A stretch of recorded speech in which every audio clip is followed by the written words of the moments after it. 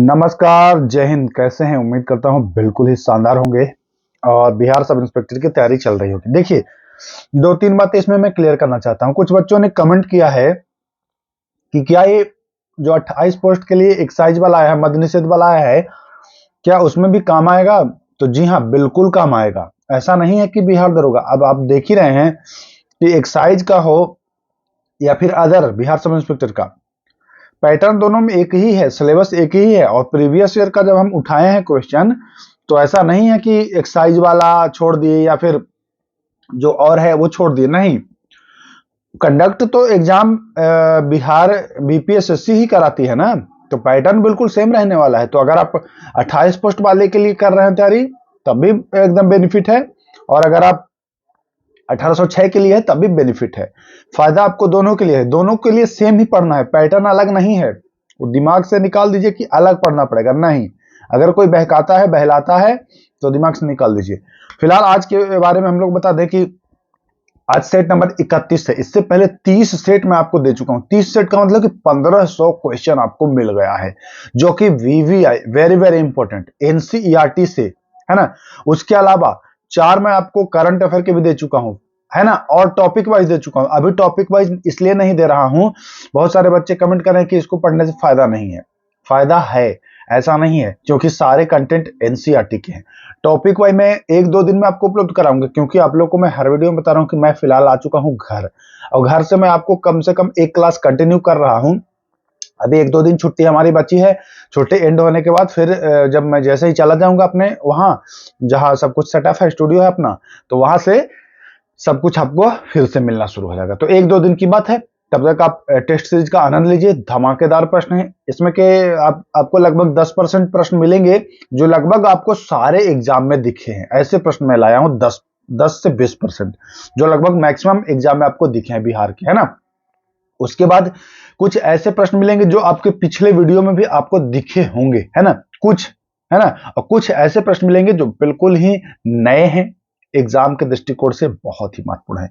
तो चलिए, 2 minute 22 second में आपको ये बातचीत में ही ले लिया। अब जो शुरू करते हैं पहला प्रश्न, वो बिल्कुल करंट अफेयर से शुरू करते हैं, और पहला प्रश्न ही देखिए क्या कह रहा है। फटाफट अंदाज में हम लोग चलेंगे। 19वां G20 शिखर सम्मेलन 2024 जो हुआ था, उसका आयोजन हुआ था ब्राजील में।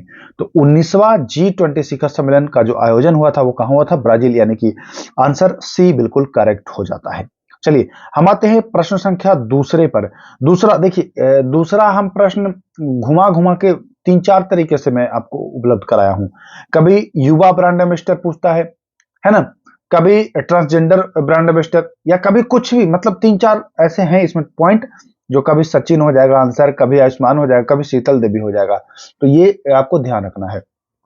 अगर लोकसभा चुनाव 2024 का ब्रांड एम्बेसडर पूछ दे, होल एकदम संपूर्ण का, तो आपको बता देना है कि आयुष्मान खुराना। ये आपको याद रखना है। आयुष्मान खुराना इंपॉर्टेंट हो जाता है, क्योंकि लोकसभा 2024 का ये ब्रांड एम्बेसडर थे। ये प्रश्न मैं पहले भी करा चुका हूं कि लड़का भाव योजना, ये महाराष्ट्र सरकार के द्वारा, जी हाँ, मैं आपको पहले ही बता चुका हूं। कुछ प्रश्न जो है वो आपको रिपीट हो रहे हैं, क्योंकि उन प्रश्नों से देखिए संभावना, जहां हमको लगता है कि ये प्रश्न थोड़ा पिछली बार आप नहीं कर पाए या महत्वपूर्ण लग रहा है, तो उसको मैं करा देता हूं, ताकि अभी एग्जाम में समय है। और कुछ चीज ऐसे है कि जो रिपीट होगा तो आप आसानी से, इंपॉर्टेंट है, याद कर लेंगे। चलिए, तो लड़का भाव महाराष्ट्र में, कैम्ब्रिज डिक्शनरी, 2 डिक्शनरी 3 डिक्शनरी का आपको पढ़ाएंगे हम। एक कैम्ब्रिज पढ़ाएंगे, एक ऑक्सफोर्ड, ये दोनों महत्वपूर्ण मैं पढ़ा दूंगा। तो कैम्ब्रिज डिक्शनरी, हालांकि ऑक्सफोर्ड का मैं पहले भी आपको बता चुका हूं। कैम्ब्रिज डिक्शनरी ने वर्ड ऑफ ईयर 2024 का शब्द, है ना, किसे दिया है? किसे दिया है? तो मैनफेस्ट को। जी हाँ, मैनफेस्ट को word of year Cambridge university के द्वारा 2024 का वर्ड घोषित किया गया है कि वर्ड ऑफ ईयर 2024 जो है वह मैनिफेस्ट है। ये भी आपको ध्यान देना है। चलें आगे, 5वां। चलिए, बहुत ही बढ़िया प्रश्न है।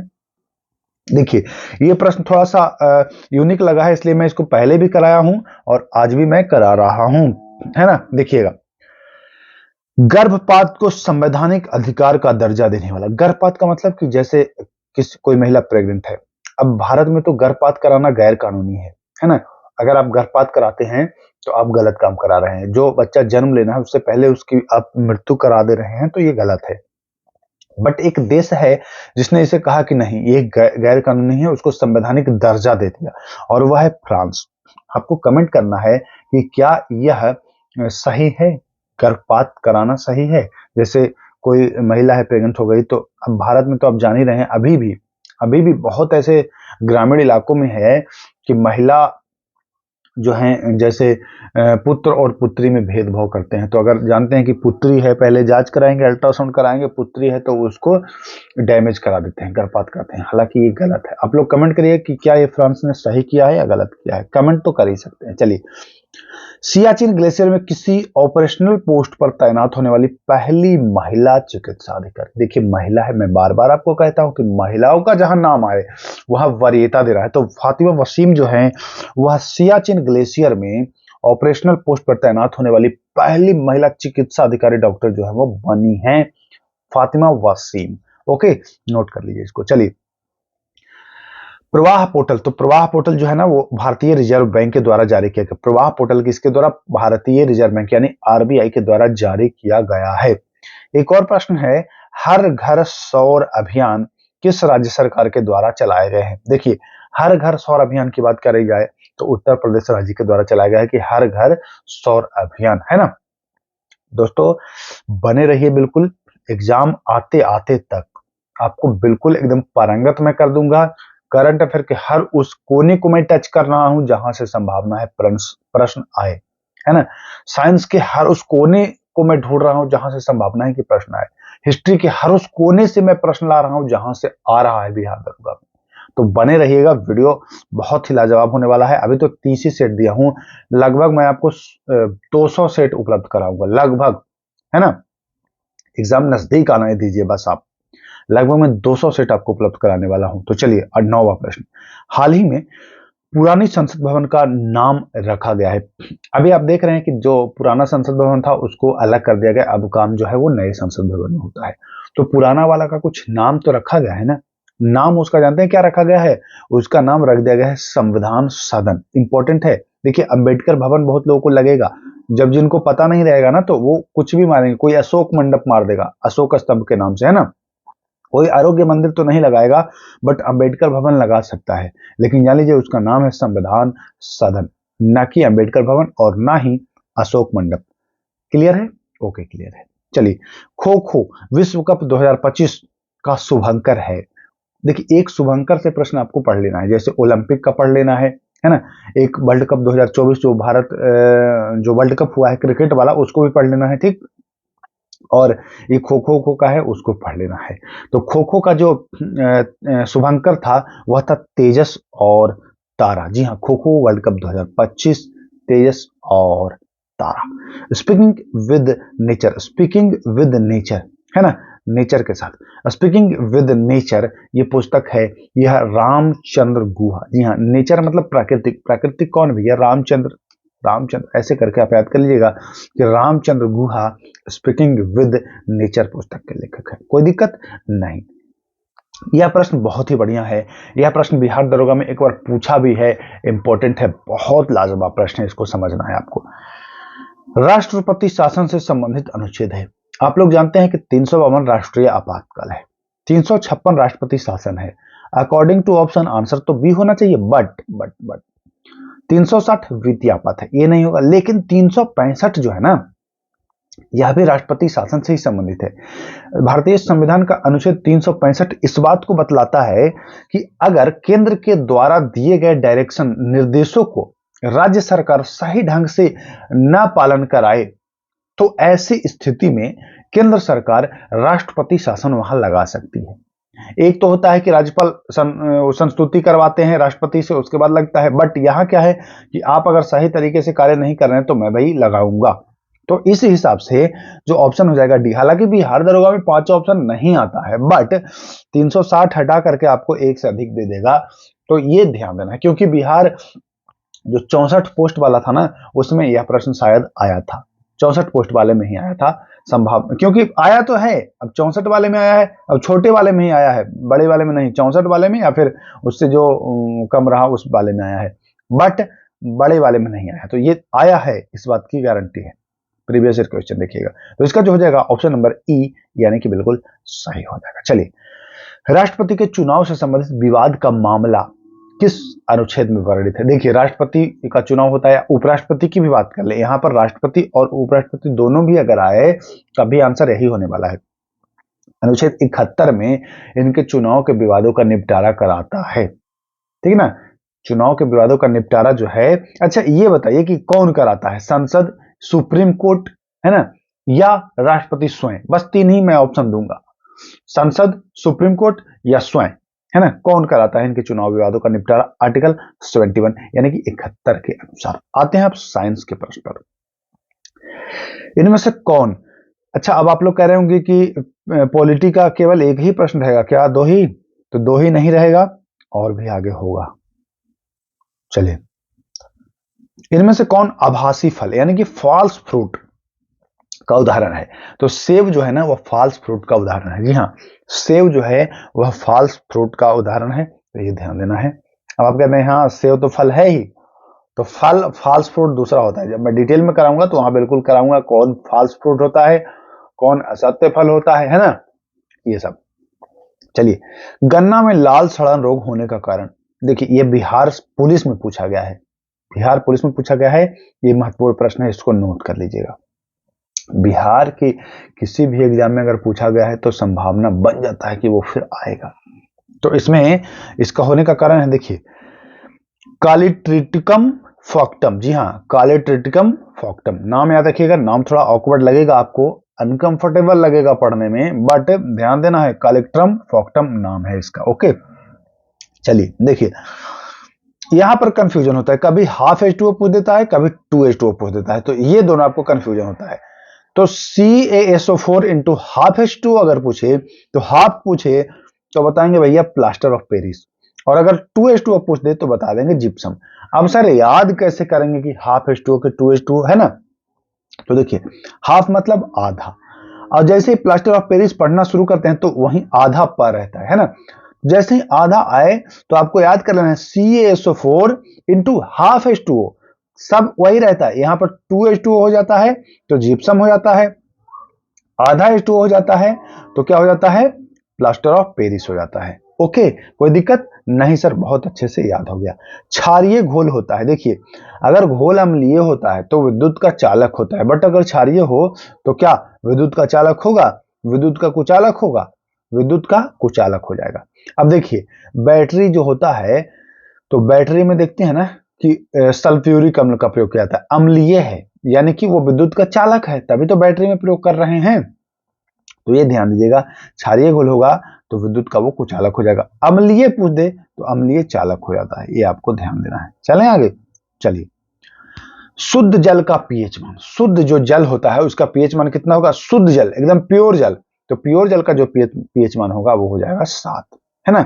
शुद्ध जल भैया ना वो अम्लीय हो जाएगा और ना वो क्षारीय हो जाएगा। यहां पर देखिए वर्षा का जल का नहीं पूछ रहा, अब अगर वर्षा का जल का पूछ दे, वैसे सबसे शुद्ध तो वर्षा का जल होता है, और वर्षा का जल पूछ दे तो वर्षा का जल का तो 5.6 होता है सबसे शुद्ध, बट यहाँ पर शुद्ध जल पूछ रहा है, केवल शुद्ध जल सामान्य पानी पूछ रहा है ना। जब इंग्लिश इसको पढ़ेंगे तो नॉर्मल वाटर होगा, तो नॉर्मल वाटर अगर जब पूछ दे तो बताएंगे भैया नॉर्मल वाटर यानी पीने वाला, जब हम पानी पीते हैं तो भैया वो 7 रहता है, ना अम्लीय ना खट्टा लगता है ना कड़वा लगता है, 7 रहता है।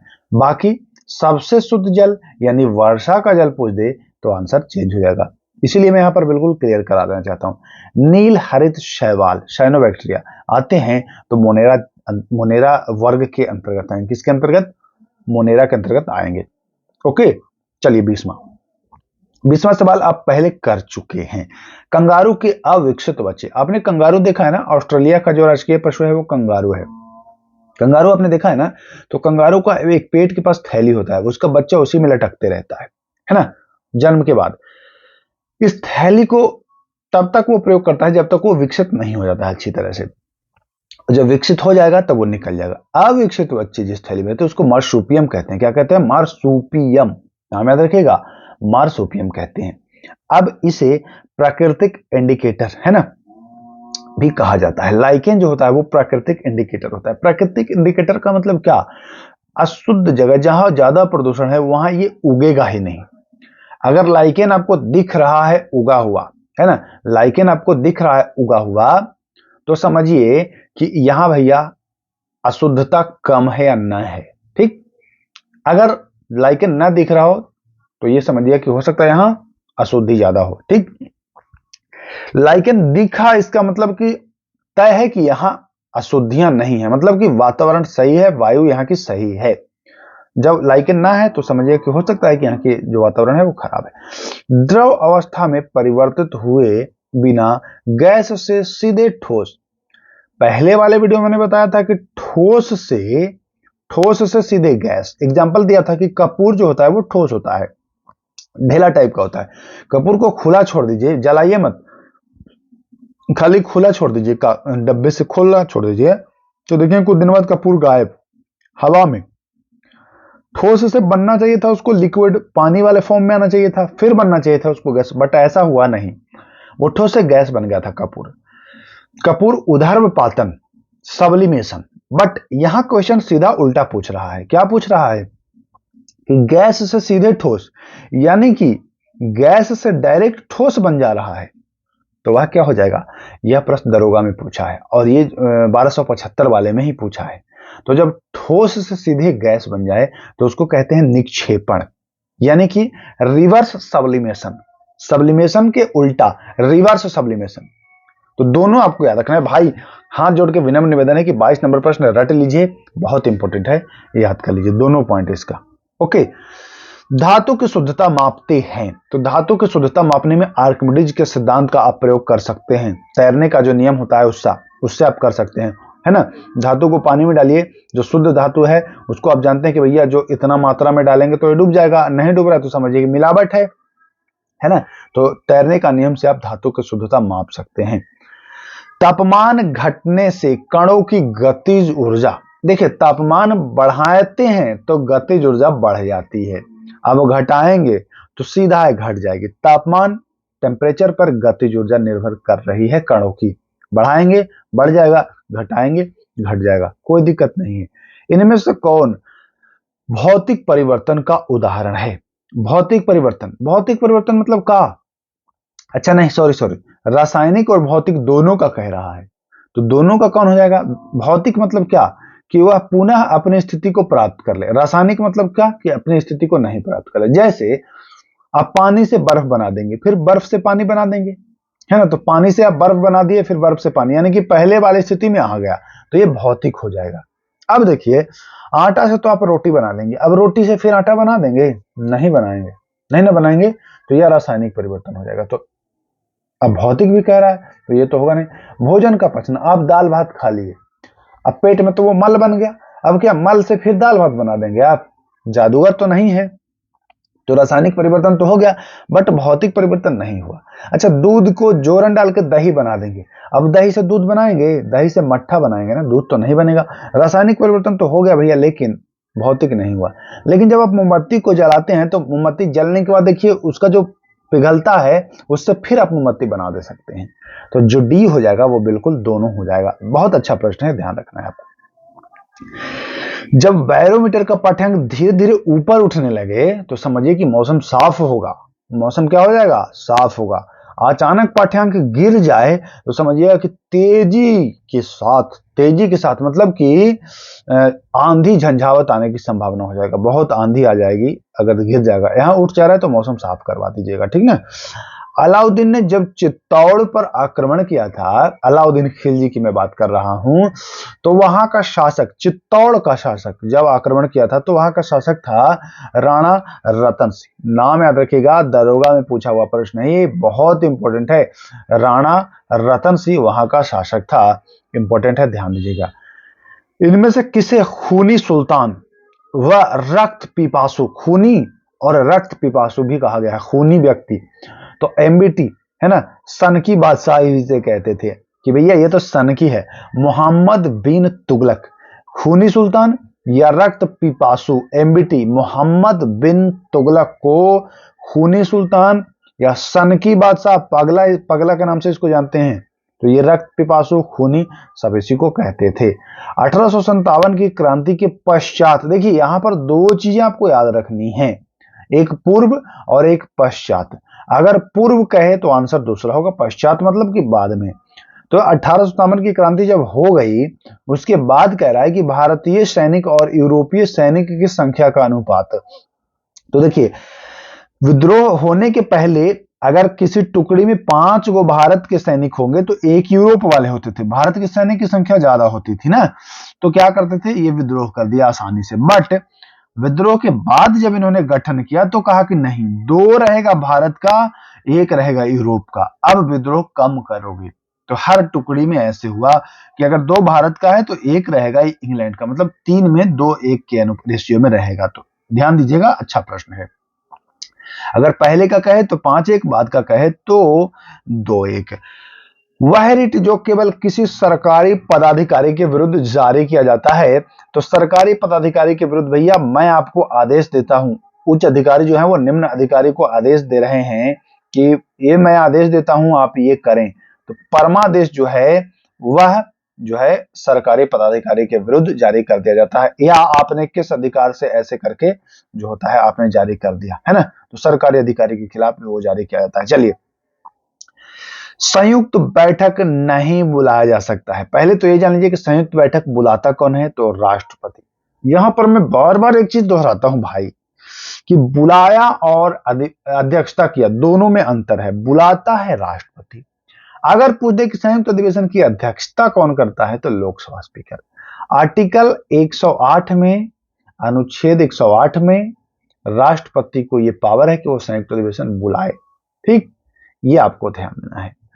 तो कब नहीं बुलाया जा सकता है, एक सदन द्वारा पारित विधेयक को दूसरे सदन ने अस्वीकार कर दिया हो, तब तो बुलाया ही जा सकता है। सीधा सा संविधान संशोधन विधेयक पर ऐसा आप नहीं कर सकते हैं। संयुक्त संशोधन विधेयक आती है तो आपको दोनों सदनों से पास कराना होगा, ना कि संयुक्त अधिवेशन। शॉर्टकट नहीं चलता है।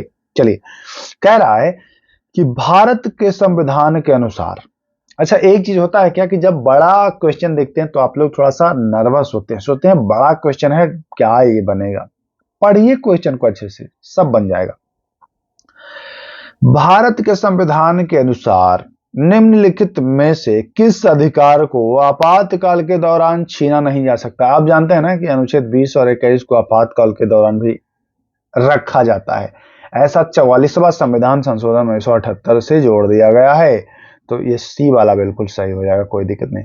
संघ की कार्यपालिका शक्ति राष्ट्रपति में निहित होगी।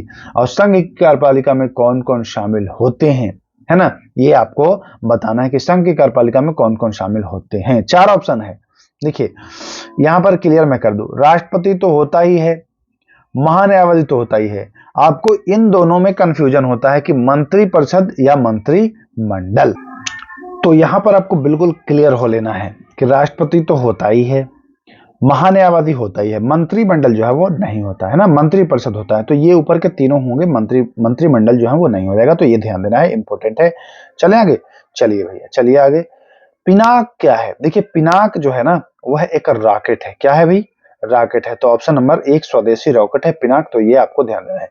क्यूबा मिसाइल संकट, क्यूबा मिसाइल संकट कब आया था, तो क्यूबा मिसाइल संकट 1962 यानी कि 1962 में आया था। ये अच्छा प्रश्न है। संकट से एक प्रश्न आता है, कभी मोरक्को संकट आता है, कभी बोस्निया संकट आता है, कभी आपको क्यूबा संकट आता है।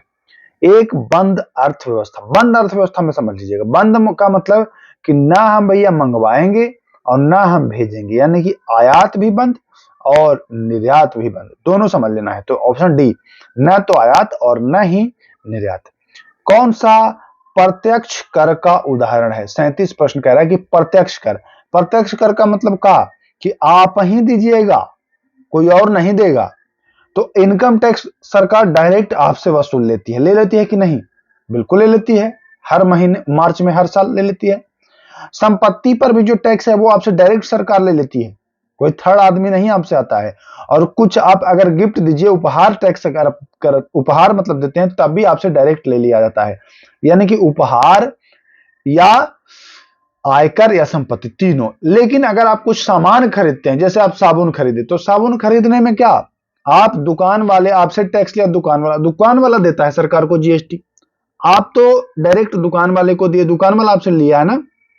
बाकी बाकी जो अन्य है आयकर है वो डायरेक्ट आपको सरकार से ले लिया जाता, आप ही से लिया जाएगा डायरेक्ट सीधे कि इतना बना इतना दीजिए, तो सभी हो जाएगा इनमें से। ये किसने यूरोपियों की तुलना मधुमक्खियों से की और कहा कि देखिए ये यूरोपियों है भैया, इनको अगर छेड़ोगे तो जैसे मधुमक्खी का छत्ता लगा रहता है, अगर मधुमक्खी को आप छेड़ते हैं तो मधुमक्खी आपको काटता है, ठीक उसी प्रकार से अलीवर्दी खां कहते हैं कि यूरोपीय जो है वो मधुमक्खी है, इनको छेड़ोगे तो ये काट काट के मार देंगे, इसलिए छेड़ो मत। तो ये स्टेटमेंट एग्जाम में पूछता है कि किसने कहा था, तो बता देंगे कि अली वर्दी खान ने। सिंधु सभ्यता के किस तरह से क्रीड़ा मैदान, इसको देखिए अंग्रेजी में पूछेगा तो स्टेडियम पूछ देगा, है ना, स्टेडियम पूछ देगा। तो याद रखिएगा, अब आपको दिमाग में लगा कि अरे सिंधु सभ्यता में स्टेडियम थोड़ी ना होगा, भैया सिंधु सभ्यता बहुत डेवलप सभ्यता थी, वहां की जो सड़कें थी, वहां का जो नाली का व्यवस्था था वो हमारे आपके गांव में अभी भी नहीं है उस उत्तम व्यवस्था, है ना, सब कुछ व्यवस्थित था, स्टेडियम भी था और वो धौलावीरा से मिला था, धौलावीरा से एक साइन बोर्ड भी मिला था और स्टेडियम भी मिला था। भारतीय राष्ट्रीय कांग्रेस के जो संस्थापक थे वह कहाँ के निवासी थे, बहुत अच्छा शानदार प्रश्न है, लाजवाब प्रश्न है, वो स्कॉटलैंड के निवासी थे। कौन थे जरा बताइए, भारतीय राष्ट्रीय कांग्रेस के संस्थापक जो थे वो कौन थे, डब्ल्यूसी बनर्जी थे कि ए.ओ. ह्यूम थे कि एनी बेसेंट थे कि इनमें से कोई नहीं, चार ही तो ऑप्शन दिया हूं, अब बताइएगा। द्वितीय सविनय अवज्ञा आंदोलन का प्रारंभ हुआ था, सविनय अवज्ञा आंदोलन, है ना, कब हुआ था, द्वितीय, पहला नहीं, पहला तो सबको आता है बट द्वितीय पूछे तो 4 जनवरी 1932, याद रखना है 4 जनवरी 1932। मैं आपको पहले भी कहा दोस्तों कि मैं आ चुका हूं गांव, थोड़ा सा बैकग्राउंड में शोर शराबा होगा तो उसको मैनेज करिएगा, है ना, थोड़ा सा ध्यान रखिएगा इस बात का। बाकी 1-2 दिन बाद जैसे ही छुट्टी समाप्त होगी फिर आपको सब कुछ शांति से मिलना शुरू हो जाएगा। इस दिन पूरे बंगाल में शोक दिवस बनाया गया, बंगाल विभाजन हो गया था तो उसके बाद बंगाल में 16 अक्टूबर 1905, यानी कि ऑप्शन संख्या बी 16 अक्टूबर 1905 को पूरे बंगाल में शोक दिवस मनाया गया था। अब आते हैं कि इनमें से कौन सी गर्म महासागरीय जलधारा नहीं है, तो कैलिफोर्निया जो है वह ठंडी जलधारा है, ठीक ना, कैलिफोर्निया ठंडी जलधारा है, ये ध्यान देना है। विश्व का सबसे गहरा गर्त तो जान ही रहे हैं, बहुत इजी प्रश्न ये वाला हो गया है, प्रशांत महासागर में सबसे गहरा गर्त है। तो अच्छा देखिए ये थोड़ा सा नया इंपॉर्टेंट है, ये पहले भी कराया हूं गेवरा खान के बारे में। गेवरा खान जो है एशिया का सबसे बड़ा कोयला का खदान बन गया है भैया, और यह अपने भारत के किस राज्य में है, 36 छत्तीसगढ़ राज्य में है गेवरा खदान, ध्यान रखिएगा, बहुत इंपॉर्टेंट है ये गेवरा खदान, बहुत महत्वपूर्ण है। चले आगे 46 नंबर काल बैसाखी पर चलते हैं, देखिए ये भी इंपॉर्टेंट है। काल बैसाखी के नाम से जाना जाता है, काल बैसाखी के नाम से किसे जाना जाता है भैया, तो काल बैसाखी के नाम से असम और पश्चिम बंगाल में जो विनाशकारी पवनें चलती हैं ना, विनाशकारी पवनें, उसे ही जाना जाता है काल बैसाखी के नाम से। चक्रवात की दिशा होती है, देखिए चक्रवात और प्रति चक्रवात ये दोनों अक्सर आपको कंफ्यूजन फंसाता है। तो जो चक्रवात की दिशा, आपको इसको याद करने के लिए मैं एक सिंपल सा ट्रिक बता देता हूं, आपको बस कैन याद रख लीजिएगा, CAN, इससे आपको हो जाएगा। C फॉर साइक्लोन, ए से एंटी क्लॉक और एन से नॉर्थ, यानी कि नॉर्थ मतलब उत्तरी गोलार्ध में, साइक्लोन जो है वह एंटी क्लॉक यानी कि घड़ी के विपरीत, तो उत्तरी गोलार्ध में घड़ी की दिशा ये तो होगा नहीं, ठीक, उत्तरी गोलार्ध में घड़ी के विपरीत ये हो जाएगा, तो इसका सी आंसर बिल्कुल राइट हो जाएगा, कोई दिक्कत नहीं, बहुत अच्छे से समझ गए, आपको CAN याद रखना है, cyclone anti clockwise north, okay, बहुत अच्छे से याद करा दिए, कोई दिक्कत ही नहीं होगी। बहुत बढ़िया शानदार प्रश्न, इसको रट लीजिए, नहीं अफसोस करेंगे। Nauradehi tiger reserve, Nauradehi tiger reserve जो है यह किस राज्य में है, जी हाँ, नौरादेही टाइगर रिजर्व जो है वह मध्य प्रदेश में है, देखिए मध्य प्रदेश ऑप्शन में, सी ऑप्शन में है, नौरादेही, नाम याद कर लीजिएगा, नौरादेही टाइगर रिजर्व मध्य प्रदेश में है, इंपॉर्टेंट है, ये भी इंपॉर्टेंट है। जीवित जड़ पुल, लिविंग रूट ब्रिज, जी हाँ लिविंग रूट ब्रिज, आप मेघालय जब जाएंगे ना, मेघालय आप जाएंगे तो पेड़ की जड़ का पुल बनाया जाता है भाई साहब, जैसे नदी के इस पार नदी या नहर हो तो नदी के इस पार और नहर के इस पार से इस पार जड़, पेड़ के जड़ से, जीवित जड़ मतलब काट के नहीं, पेड़वे के जड़ से इस पार जाने के लिए पुल बना देते हैं, जीवित जड़ पुल, जिसको जिंग केंग ईरो, जी हाँ जिंग केंग ईरो या जोंग केंग ईरो कहा जाता है। जीवित जड़ पुल मेघालय में होता है। बहुत ही बढ़िया प्रश्न है। एक प्रश्न और है, शानदार लाजवाब है, जबरदस्त है, इसको नोट कर लीजिएगा। सिरोही राष्ट्रीय वन जीव अभयारण्य कहाँ में है? सिरोही, तो सिरोही जो है वो मणिपुर में है। इंपॉर्टेंट है, ध्यान देना है, बहुत ज्यादा इंपॉर्टेंट है, आता है ये वाला।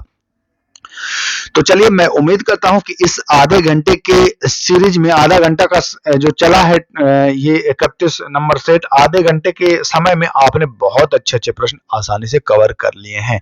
मैं उम्मीद करता हूं आप इससे पहले वाले भी सेट देख लिए होंगे, और नहीं देखा है तो देख अवश्य लीजिएगा। एक बार मैं और कह दूं, अगर नए हैं तो सब्सक्राइब करके हमारा हौसला अफजाई अवश्य करेगा। तो फिर मिलेंगे नेक्स्ट वीडियो में, तब तक के लिए नमस्कार, जय हिंद।